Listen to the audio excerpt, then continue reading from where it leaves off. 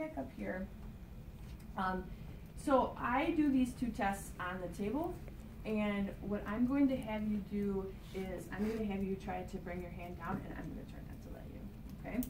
So actually, we're going to start with you here, and I'm going to try to pull you out of it. Okay. Now I do want you to keep your elbow tucked in at your side a bit. There you go. I know it's not very comfortable. Okay, ready? This is going to give you a snake bite a little bit. I apologize with me. Ready? Okay, here we go. Oh, your tooth strong. Relax. You know that's how Elvis died, right? Holding his breath on the toilet. Okay. So I was giving all the resistance with my thumbs, which is pretty uncomfortable for the patient. So if I felt like that was a problem, I could come over to the other side. Okay, we're going to do the same thing. Now you don't let me, okay? I can be over here, and is that a little bit more comfortable than the first time? Because now I'm applying the resistance with my fingers instead of my thumbs. Okay, so I was just being lazy. And that's for both pronators? Yes, this is for both. So, what two joints does a pronator teres cross? Wrist and elbow. So what are we going to do at the elbow to shorten pronator teres? Flex or extend? Flex. Okay? So the reason I do this test on the table is because if I have her out here, I roughly have the elbow at about 50 degrees. Now I'm just going to ask her to pull her arm back on the table, which essentially causes elbow flexion. Okay? Perfect. So I'm going to have you stay right there. And that's for the quadratic? Yes. Okay. And you're going to do the exact same thing. Okay? So hold it there. Don't let me pull you out. Ready? I'm going to win this one. Yeah, and relax. Okay, I didn't win. Do we get extra credit if we make that noise in our practice? Yes, please do. Anything you can do to make me laugh, you will get extra credit in the exam. Can you do this one in supine? So you can. Typically, if I'm doing an elbow exam, I don't have them on the table, and so I don't typically do it in supine, but you certainly can. Okay. Okay, you can do it both ways. So when you say, like, how much, it kind of looks like your shoulder is extended too. How much of that would you put in? So the shoulder extension doesn't matter because neither muscle crosses the shoulder. Okay. So yeah, you just want to get as much flexion at the elbow as you can get. So with what Rebecca was talking about, can you lie down there for me? So the other way I can do this test is I can test here, so you're in maximal pronation, and then I would try to pull you out for the group test. And then I would test here. The trouble with testing here is it's really hard to figure out which way is pronation and supination. So I would start here, have the person pronate, and then pull up, and then figure out how to pull them out. Okay? Mm-hmm. So that's how you do it in supine. So then you're having to grab like on bone, right? Because I'm just thinking here like my muscles are not big enough for you to just pull on those, right? Like. So I think what Emma would tell you is that I'm actually cupping the forearm like this, and so I'm actually squeezing it. So I'm like this. You're there, so I'm fighting you here. You're here, and I'm trying to pull you out of it. Okay, so it's not like as superficial as my imagination. Right, you want to really grab it. Got it. Because if you just have the skin and you're just pulling on the skin, you really will give them a snake bite. Okay? And I've done it, so you want to be careful about it. And just like as you saw with Emma, it wasn't very comfortable when all my pressure was through my thumbs. And those things will happen in the exam. You'll be working with a patient, and you'll start the test and go, oh, this is bad for them. So then just stop it and flip it and do it the other way, or a different way.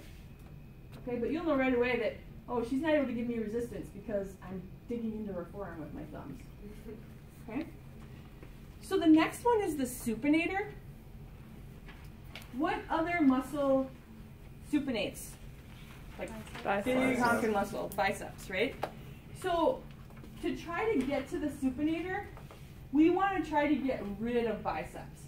Now we've been talking about doing active insufficiency, which is to shorten the muscle, all the joints that we can.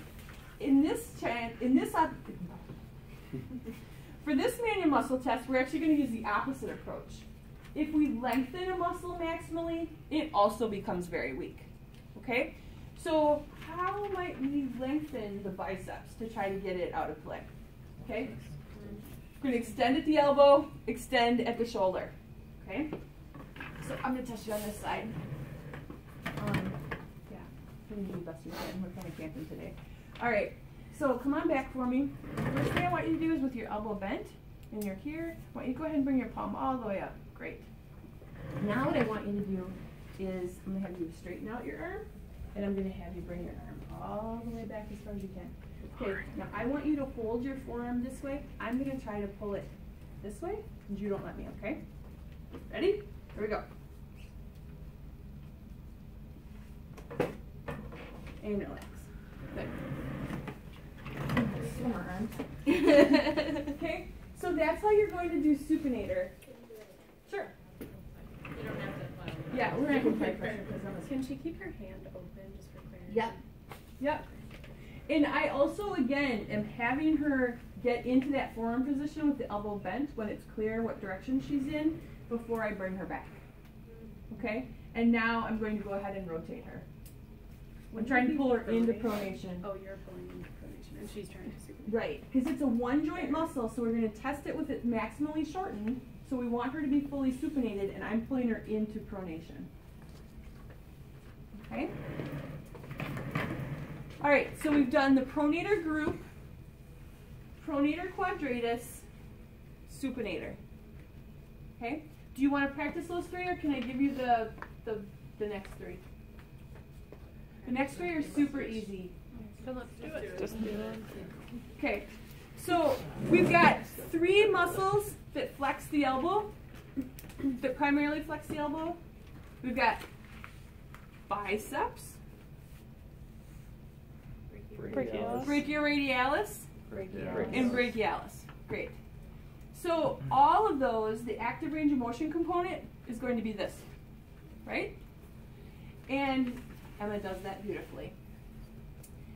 For biceps, it's also a supinator, right, of those three. So we're going to have her in a supinated position, and because it's a two-joint muscle, we're going to test in mid-range.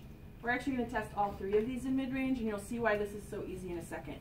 We're going to test biceps with the palm up. We're going to test brachioradialis with the thumb up, and we're going to test brachialis with the palm down.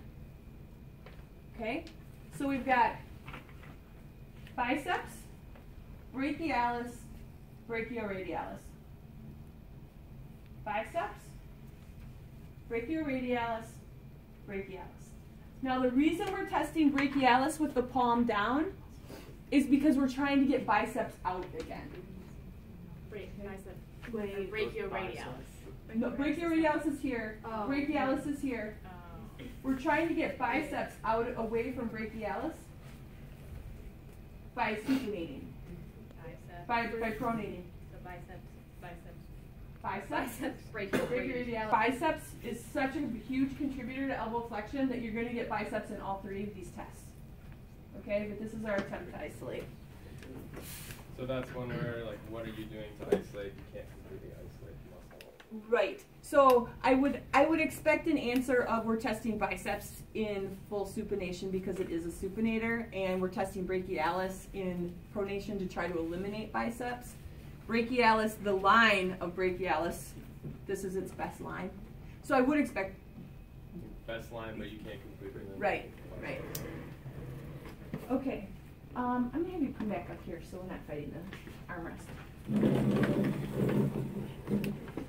So I've already had her do her elbow flexion. Can you go ahead and touch your, there you go, thanks. We're going to come back to mid-range. Okay, so with your palm up, I'm going to have you try to touch your shoulder, and I'm going to try not to let you, okay? Go ahead, hold it there. And I relax. I should have her testing me, testing her. Okay, your thumb up, and now we're going to have you hold it there. Ready? And relax. Are you applying pressure down? Yeah. Okay. I'm trying. Not very effectively. Okay, and go ahead again. And relax. Now I'm holding her elbow with my non-dominant hand. Good job. I'm getting a B for sure now. I'm holding her elbow with my other hand so that I can tell if she's recruiting from her shoulder for any of those. Because if she's hiking or if she's trying to use any of her other muscles to try to get her arm to elevate, I will know that because this hand will change. Okay? All right. So thank you. So we did the pronator group, pronator quadratus, supinator, biceps, brachioradialis, brachialis. Okay? We only have one left after that.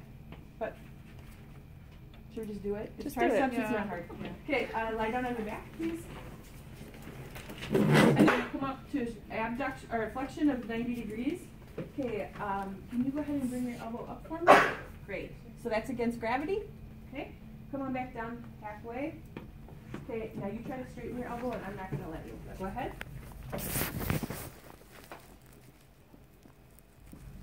And relax. Good. That's triceps. Now anconius, you need to palpate anconius because it's this teeny tiny muscle. I'm not sure why it's there. It's like the appendix of the arm. But you're going to need to be able to palpate that, and it's slightly distal to the joint.